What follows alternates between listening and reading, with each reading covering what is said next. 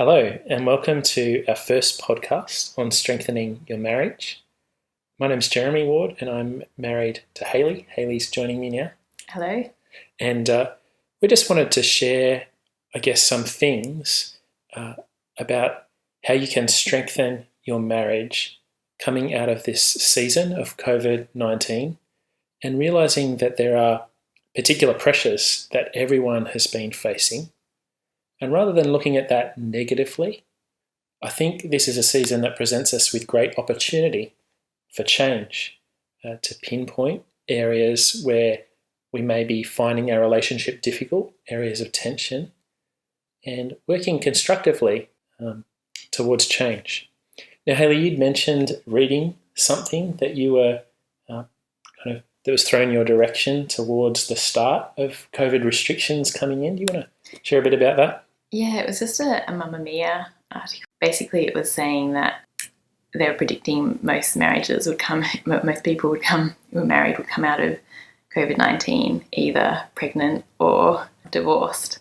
So, yeah, I guess that kind of situation, pressure cooker of being home all the time together, had the potential to either drive you together or push you apart. And that reminds me of some friends who went through a really tough situation some years back, who spoke of cracks in a relationship, and the way they talked about external pressures kind of pressing in on them was that it pushed those cracks further apart. And I think that's the way any kind of hardship goes. It has that potential to move us in one of those directions. Yeah, and that's definitely been the case for us as well. We experienced probably one of the highest pressure times while you were studying at college, and with the young family. We had one toddler, and I was pregnant with the second one, and had that baby during that time. And that's probably been the catalyst for a lot of change in our marriage. Yeah, so I guess in this kind of introductory episode, we're just wanting to, share personally some of our story. And our hope is that if you're tuning in, perhaps there's only one of you, you're in a relationship and you're tuning in and your partner's not, let me encourage you to tune in with your partner. It's going to be so much more beneficial if you're listening together, and we hope this is a helpful catalyst for discussion of how you can strengthen your own marriage. When I think of our marriage and that season that Hayley's raised, I guess I want to put my hand up and say, I've struggled with marriage. We're not people who have it all together, and we've been through these darker seasons. We've been married, 9 years, coming up to 10 years in October this year, and I think probably you'd say maybe the first 2 or 3 years of married life, or maybe even longer, maybe up to 5 years, were fairly bleak and hard experience of marriage. How would you describe them, Hayley?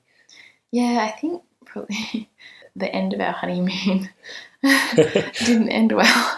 Yep. And it felt like from there things were, a lot of difficult things came up, reaching a bit of a peak while we were at college, and we were both trying to make things work. We really wanted it to be a good marriage. And I remember thinking, how can it be that two people really want this to work, love each other, but it's just not working, and the more we try and talk about it, the worse things get. It was difficult, and I think it took us getting to that point of realising we can't do this on our own, we really need help.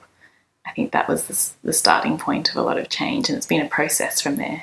Yeah. But we've definitely come a long way from that point. Yeah. Yeah. So I mentioned the word struggle before, and I guess I've developed some resources with our church, and I guess I feel that there might be a bit of pushback against that kind of language. But I guess for me, I just want to give some context to that word if that's an issue for you. For me, I kind of see myself as a bit of a battler, a struggler. Lots of things in life don't come naturally to me. I think of raising our 3 kids, and people often say that kids don't come with an owner's manual to tell you what to do. And there's an awful lot of things that haven't come naturally to me intuitively as a parent. I think like an adult, and I tend to communicate like an adult to them. It's been a real effort for me to learn how they think at different developmental stages and being concrete thinkers, and what that means for my relating with them. And I just feel like that kind of across the spectrum in life, that time management, all sorts of areas that I have to work really hard at. But I think the Bible holds out to us this idea that being in a place of being weak, being vulnerable, admitting you don't have it together, that you're needy, is actually a really good place to be, because it's when you're in that posture that God's help comes in to your situation, and you realize that you need help outside of yourself. You need resources outside of yourself. So I guess, we're Christians. I just sort of put that out there. But if you're not a Christian, you're listening, I'm hoping that this will be really beneficial for you as well. I guess kind of the heart of our experience has been that we were not able to fix things without some external perspective. And I think it's a bit of a radical idea. I'll put it out there, but greatest hope for our own marriage, and where we've seen the most flourishing, the most thriving, is actually this idea that God doesn't want to leave us where we are. He's actually committed to changing our character, to transforming us, so that in small ways, little bit by little bit, we start to relate in ways that reflect Him and what He's like. And so our hope is that He actually wants to do that for me. He wants to do that for Hayley. And when that's both happening together, it actually makes for a very rich relationship, a very rich marriage. So that's been our experience. Along the way, we're going to be talking a little bit about a resource we've been benefiting from ourselves recently. Paul Tripp has 4 marriage seminars available on his website. Hayley, do you want to just give some more fleshing out maybe to how things were for us? So when Hayley's talked about going to college, that was Bible college, moved from our hometown in Newcastle, where we had quite a bit of family support, to Sydney, to a new place, and quite a big college community there, but found there was just a lot of change happening at once. Hayley, do you want to tell a bit more of that story? Yeah, there are a lot of external kind of things going on that added to the pressure. So being away from family support with a young child and being pregnant, and then a second young child, and just a prolonged series of time of broken sleep that left us both very low on resources, I guess. Then you were under a lot of pressure with the workload at college, and we were living on campus, so there were a lot of expectations around community involvement in the wider community there, which added to the pressure with a young family and wasn't necessarily very compatible. So we're under a lot of pressure. And I guess that sort of brought to a head the things that we were already experiencing in our marriage. So some of our patterns of relating and dealing with stress. It felt like neither of us were really feeling loved. We were both trying hard to make each other feel loved, but somehow we just weren't crossing wires. And we'd have conversations. I remember having late night conversations and going to bed feeling more upset than before the conversation and struggling to sleep. And we got to the point where we said we're not getting anywhere. We need to invite someone else into the conversation. We ended up speaking to my parents, which might seem a bit strange, but just the nature of our relationship was such that we were able to do that. Did you want to say something? Yeah, so they offered us some hope, and they could see good things maybe, that at least from what they'd heard from Hayley when Hayley's dad chatted to me more independently, could see some good things happening there that maybe Hayley wasn't seeing. And so they could give us a clearer perspective on maybe on what we were facing, and share, I guess, personally from their own experiences, some things that they'd found helpful. Also gradually worked through Paul Tripp's book on marriage at that stage. And there were various helps that we sought out. We saw a psychologist for a season, and I guess one of the key helps that came through that time was to do with bedtime routines with our kids and getting the kids to bed at a reasonable time, which gave us some quality time together of an evening, which we just didn't have a habit or a way of making that happen, where we could talk freely, where it wasn't kind of super late and we weren't just exhausted and ready to collapse into bed. So that had its place as well. Yeah, so I guess as Hayley's described, there was that our particular cracks were widening in that season of how we responded to stress. And I guess there were expectations that we both had of our relationship. We're talking about being loved and what we'd imagined marriage to be, and the fact that what we were experiencing was actually quite different from from that picture we'd gone into married life with, and we're feeling that disconnect, feeling that disillusionment and disappointment. And yet this irony that we still had good desires and we're aiming at something good. I guess the benefit of reaching that place where you want help and you're open to have someone step in to what you're experiencing and speaking into that is that you're not just stuck in that endless cycle. I was chatting with a friend who's commenting, his observation is in marriages generally, we have those expectations. Both husband and wife have expectations of what the relationship should look like. But there's just this underlying disappointment, expectations not being met, and this ending up settling for just surviving in marriage. You try and appease the other person, meet whatever requests or demands you think they're looking for. But at the same time, by doing that and just only relating at that level, there's this sense that you're not really thriving in marriage. It's that cliche of surviving instead of thriving, that we're actually made for greater intimacy and closeness in marriage. Hayley, perhaps you want to share a little bit about some of the things that we began to discover in that season that were helpful, that helped us develop closeness?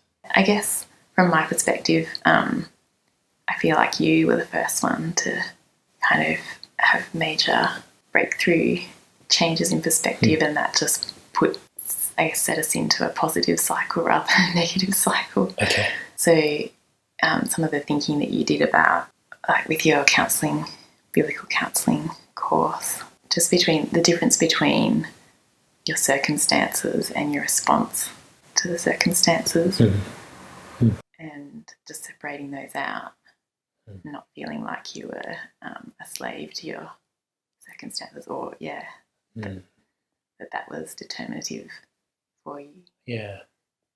I don't know if you want to talk about it yourself. Really. I guess I lived for quite some time without hope, and the irony of studying at a Bible college and yet God seeming very distant from the points of struggle that we're experiencing on a day-to-day level. I would say that I was depressed probably for 18 months or so, and that was part of seeing a psychologist as well. Addressing the depression was on a mental health care plan. And I think a lot of that, my experience of depression, this isn't always the case, but at least for me, it was to do with my interpretation of life and what I was trying to get out of life, what I expected. Hayley talked about expectations with college workload, college community.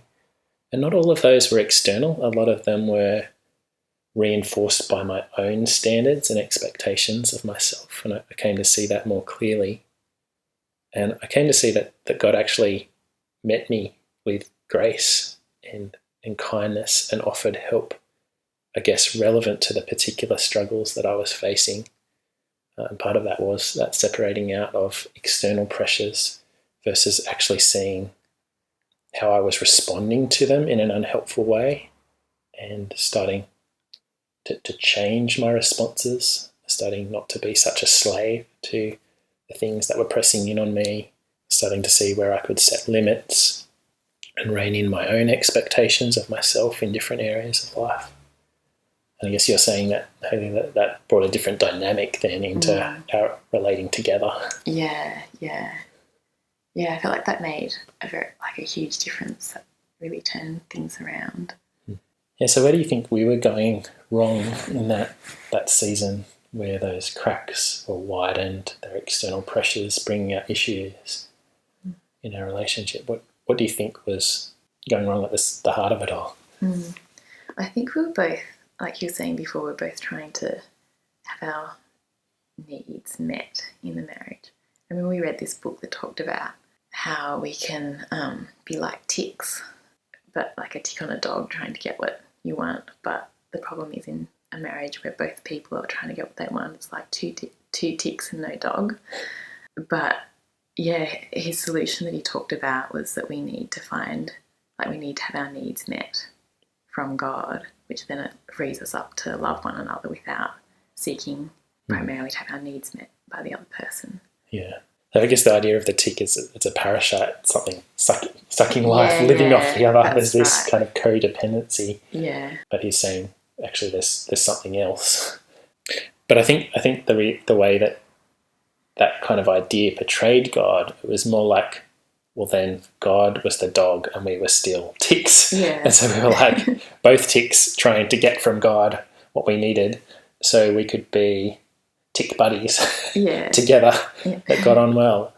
But I guess the problem, even that paradigm was wrong because we're not ticks and God's not a dog. Yeah. But that idea that he's not this genie who's a needs meter.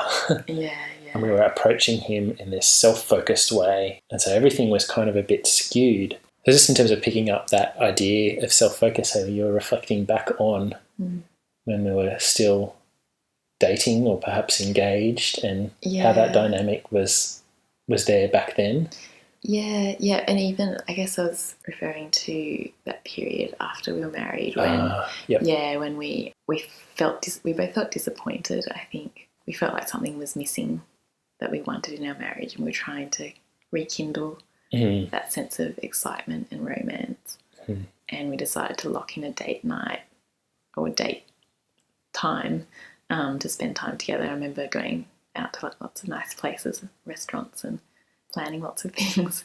But just I remember the pressure that we both felt going to those times to make it something really special, and then we'd get there and conversation would be difficult, and it kind of just led to more disappointment or feeling like something was missing and we couldn't quite put our finger on it. So I guess we've had different input and practical help suggested along the way, but those things didn't seem to be the heart of the problem. They weren't kind of scratching where we itch. So the idea of having a regular date night. I mean, we jump on coupon sites and book things in advance and try and do it cost-effective way, but still make it special. And that didn't actually really facilitate meaningful connection. And we had... maybe hope. And then you mentioned the book that we read, the 5 Love Languages, which again had some useful things in terms of understanding each other better. But again, I remember feeling this pressure that we were still trying to meet each other's needs, I guess, and hoping to have our own needs met in return. But it still left something wanting. So we've done some thinking about that. Perhaps you've heard of it. It's quite a popular book, The 5 Love Languages, and it's not that it has no place. We've just been thinking through our relationship with our 3 children and how they're different, and one of our sons particularly benefits from quality time. That's how he connects. So there's a place for that kind of thinking, but for us, that wasn't what was going on at the heart of the relationship. I think what was going wrong was this self-focus and how that played itself out in the relationship. Self-focus that was never going to work and make for a rich, intimate connection. And I guess what that required was God breaking down that paradigm of a self-focus and helping us to see that he had an entirely different picture and plan for us, which was primarily about knowing him, not coming to him to have our needs met, but coming to him on his own terms. And as we started to realise that gave us some tremendous hope, because we saw the goodness of God, and that was kind of liberating. I know that John Piper talks about going to the Grand Canyon and this gift of self-forgetfulness. No one, when they look out and see the beauty of some magnificent spot in nature like that, thinks about their own greatness and bigness, but they're drawn to the beauty of what's in front of them. And for Christians, knowing God as the one who made that, there's this wonder in forgetting about ourselves in that moment and seeing the wonder of what someone else has done. And I guess when that self-forgetfulness characterizes a relationship, as God enables that self-forgetfulness and seeking the good of another, that's not trying to get in return. It just makes for a very different dynamic, a rich dynamic, and it takes the pressure off as well, that kind of pressure you described when we're going through that season of trying to do dates, and the inevitable disappointment that flowed because our expectations were set that, we really had to connect then, and it had to be our deepest, most profound kind of moments. So I think that kind of captures a significant change that enabled us to move forward in a constructive direction. Yeah. Is there anything else you'd want to say about that? So I guess that then led to character change, which enabled the building of trust, which then has sort of given us a foundation of being able to have conversations which we weren't able to have. Things would always blow up. In the sense that we'd both end up very upset every time we tried to discuss something. Yeah. From that we're now able to have candid conversations without getting defensive. And we still do sometimes to some degree, but generally speaking, we're able to have conversations about our relationship. There's that idea of constructive conflict. Yeah. And both of us naturally being conflict avoiders. Yeah. And so a conversation about our relationship, our marriage, things that weren't working, at least would tend to lead me to withdraw. That bedrock of trust wasn't there. But as our character began to change, that bedrock of trust was built as the foundation for having more robust conversations about the issues. Yeah.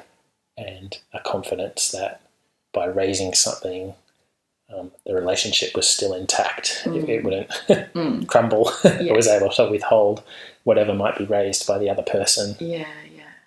And maybe more of a confidence that we were both headed in a good direction. We wanted good things for one another, even if that meant having hard chats, hard conversations at times. Yeah.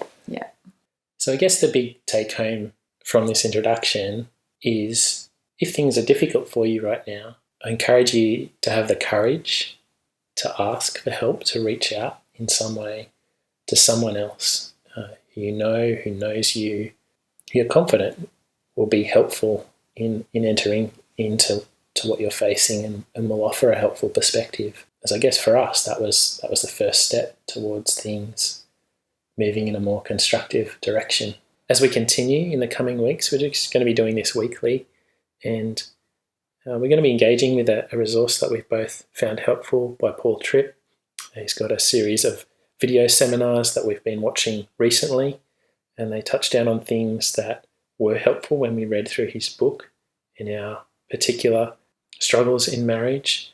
But they're continuing to be things that bear fruit now, even as we have worked through the COVID restrictions and experienced various tensions with workload pressure and the kids at home and you homeschooling, Hayley. And I guess that sense, one of the things that Paul Tripp talks about is just the fact that we have this problem of sin, which just essentially is it's selfishness. We focus on our own agenda and what we want. And when that's the primary way we think, people are always rubbing up against what we want. And that happens in closer relationships. So it's no surprise that it would happen in marriage or in family life, especially when there's more intensity and closeness and limited interaction with others, as there has been in this COVID period. So we'll just be engaging with a bit of that. And our goal is just to share one key idea with you each week, and then to take that one idea and to apply it to ourselves, as both me as husband, Hayley as wife, as to how that idea might take shape, and then to suggest what that idea might look like for you as the start of something that you can take away and work on to help build your marriage. Okay, thanks for tuning in.